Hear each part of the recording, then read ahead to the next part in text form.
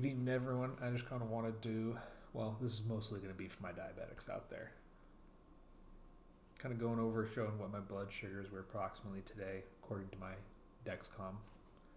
So, first I have it set to 24 hours just to kind of show you what my blood sugars are like during the night. As you can see, around 12 a.m. Let's see, 12 a.m. about 108 or so. Starts gradually going down until about close to 6 a.m. You can see that's when I took my long-lasting insulin. I took 9 units. That's what I've been taking for probably the last couple of weeks or so. Normally when I wake up, I normally get up around 6 a.m. Get my insulin in, go to the bathroom, get him out. And then normally I will not eat for about the next 2.5, 3 hours or so. Maybe 4. I might not eat until 10 a.m. My time, but I'm trying to, if I do eat in the morning, I'm trying to eat a little bit earlier than that, because sometimes I feel that pushing it to 10:30 is kind of getting too late, because then it kind of throws off when I eat next, and then that eventually leads into kind of like throwing off when I eat again. Now some people might say, well, you just need to eat less carbs and eat more of this, or do this and blah blah blah. Yeah, well, I'm just doing what I'm doing. That's what I'm just kind of talking about, how I'm going through right now, but also I do want to express some of the changes I'm making as I'm making them, and kind of just showing how they're working out. So, for example, now I'm going to switch it to the last 12 hours. Well, no, we'll go back to 24 first. So, as you can see there, so that's 6 a.m., taking 9, progressing. It's kind of going up a little bit, dropping a little bit. This is about when I ate, and I've been bad lately about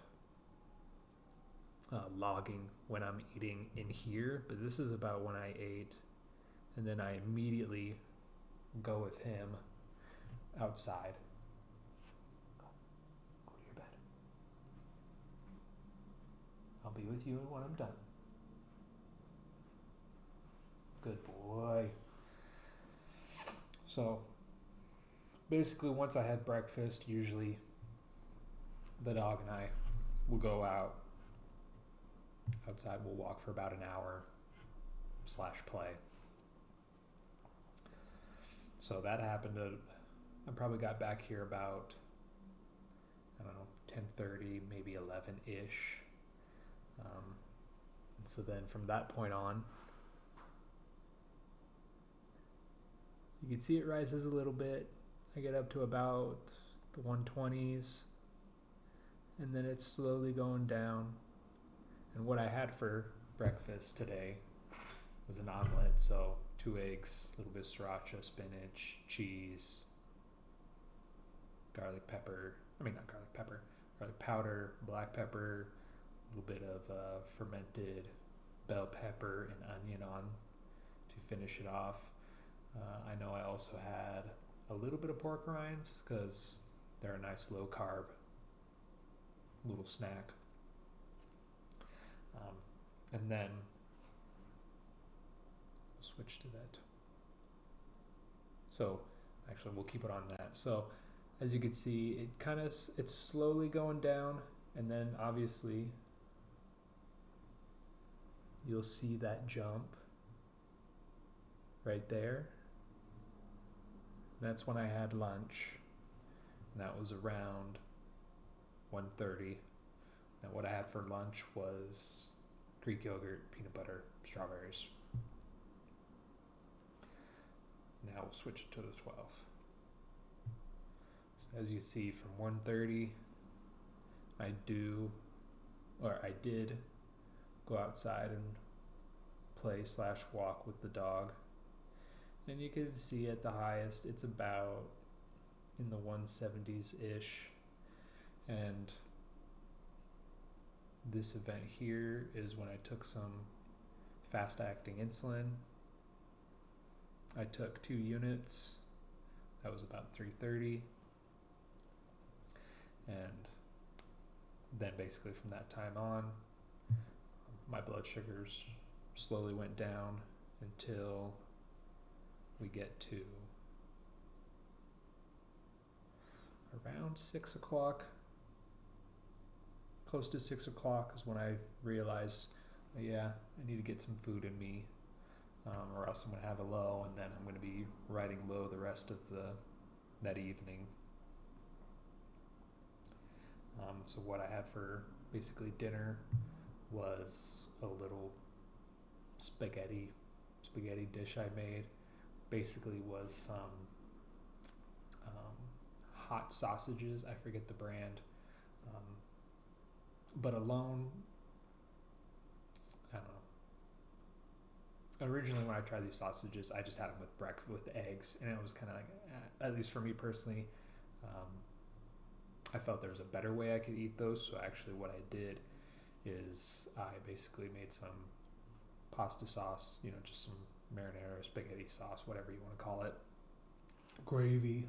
That's the people over in the Philly area. That's right. Over there in the East Coast, they call it gravy. I don't know how that started, but did that, which has also had a little bit of caramelized onion in it, which is good. So I heated up a little bit of that. Again, had some pork rinds. I might have had like a spoonful of peanut butter and some kosher salt.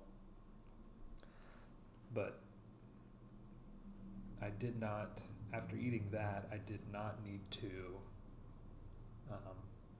really get any more fast-acting insulin again in today. So you see I ate, let's get this. I ate, it starts to go up a little bit, and around here is when I went outside with my dog again for a bit. Went and played, so it went down. My body is still kind of riding the mealtime insulin a little bit.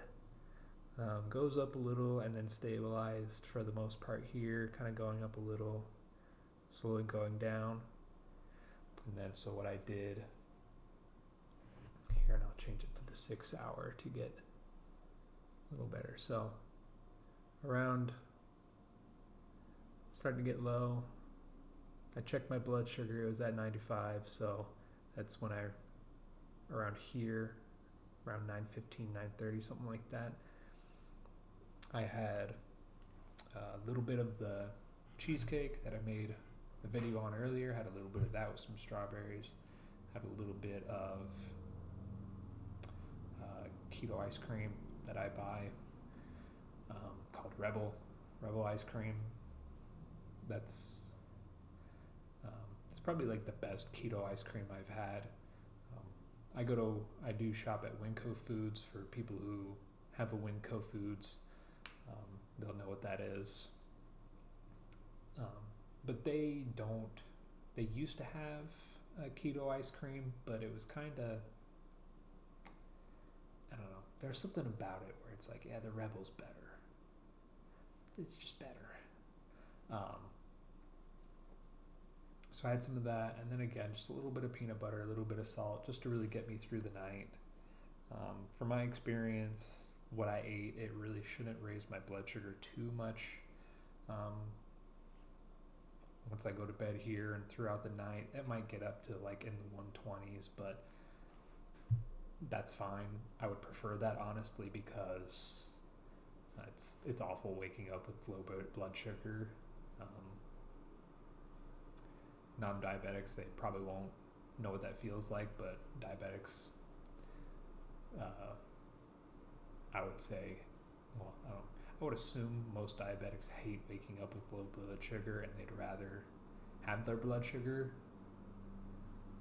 be not necessarily high, but they would rather eat something knowing, hey, I know that I eat this and it's going to raise my blood sugar a bit, but at least it's not going to crash during the night.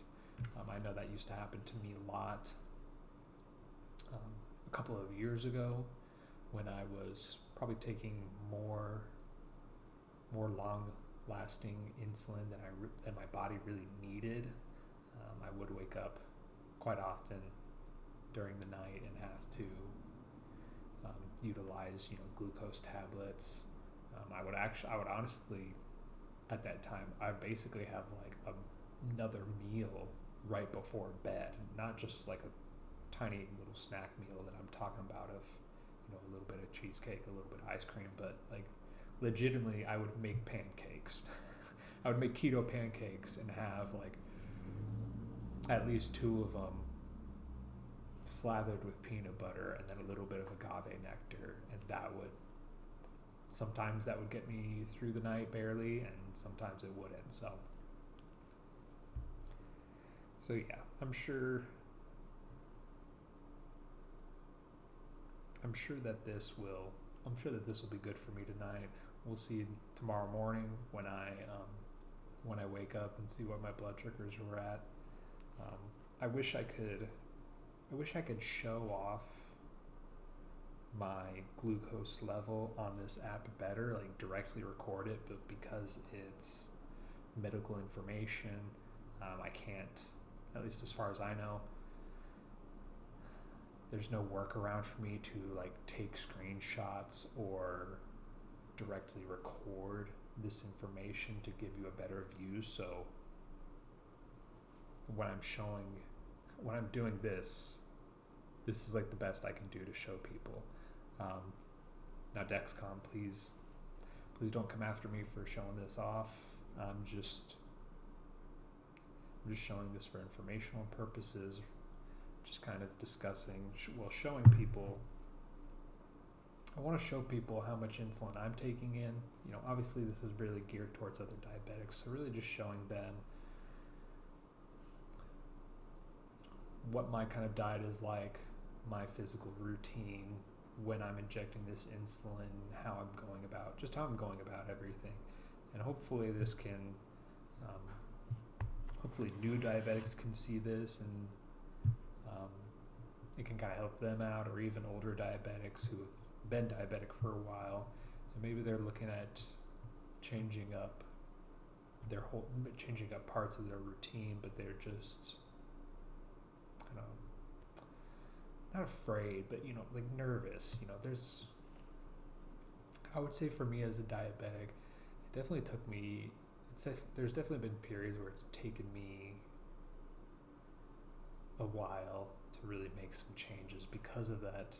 For me, that nervousness of, I want to do this thing, but I'm unsure how it's going to affect me and affect my blood sugars, because it is kind of stressful to try something new and it has a bad effect to where it actually raises your blood sugars maybe more quickly than you were expecting, or even longer than you were expecting. I know recently, this is part of why I'm wanting to record these videos, is I was originally taking more than 9 units of long lasting, and then some days I was taking like 4 units of mealtime insulin, the fast acting insulin. But then within the last month, my body has been kind of changing again. My blood sugars have been changing to where, okay, let's use 9 units of long acting insulin, and then let's just take it as we go with the fast acting, but also with me changing kind of my diet a bit. Just a few things that I'm trying to manage correctly, but also show people just how I'm managing that, and hopefully it'll give people an idea of what they can do, or even it'll help give people I guess the courage to experiment more with their diabetes. So be safe, be responsible, everyone. Everything, of course, as I said, is nothing I say is official health advice. I'm just wanting to discuss what I'm doing with my diabetes, my activity, my insulin intake, all of that. And, as best as I can on this, show people how my blood sugar is reacting, show that proof instead of just saying, oh, I did this and I did this. I can show you this proof here on my phone. Now, for the most part, I am fairly accurate. I'm fairly confident in the accuracy of these numbers because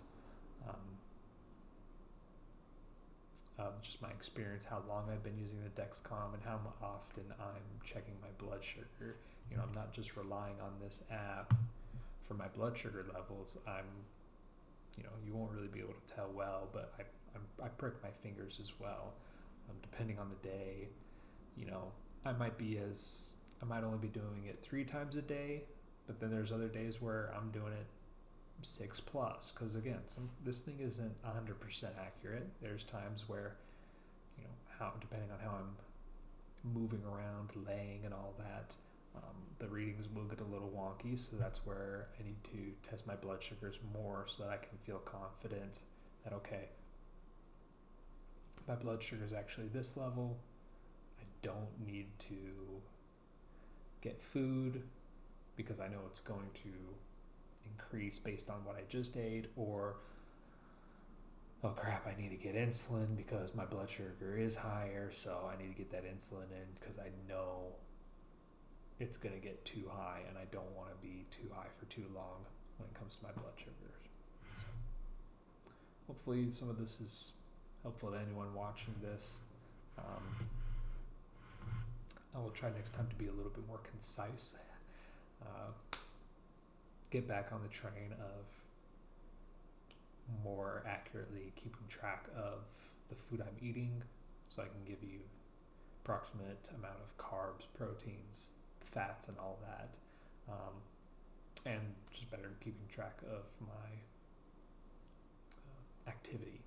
So how often I'm walking with him or working out, and for how long. Take care, everyone.